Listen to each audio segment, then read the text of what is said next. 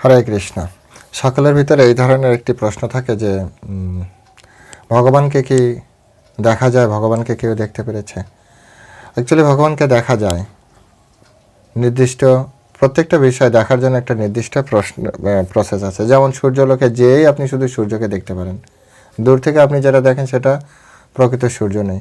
তাই ভগবানের কৃপা থাকলেই শুধু ভগবানকে আপনি দেখতে পারবেন, ভগবানের কৃপার মাধ্যমে আপনি ভগবানকে দেখতে পারবেন। তাই আপনি ভগবানের কৃপা আশীর্বাদ প্রাপ্তি হওয়ার জন্য যে প্রসেস, হরে কৃষ্ণ মহামন্ত্র কলিযুগের জন্য হরে কৃষ্ণ কৃষ্ণ কৃষ্ণ হরে হরে, হরে রাম রাম রাম হরে হরে, নিরন্তর আপনি জপতে থাকুন। এই জপতে জপতে আপনি কৃষ্ণকে দেখতে পারবেন। চৈতন্য চরিতামৃতে বলেছে কৃষ্ণ নাম হইতে হবে সংসারের তারণ, কৃষ্ণ নাম হইতে পাবে সংসার, কৃষ্ণ নাম হইতে পাবে কৃষ্ণের চরণ। সুতরাং কৃষ্ণ নাম করুন। হরে কৃষ্ণ। জয় শ্রীল প্রভুপাদ কি জয়।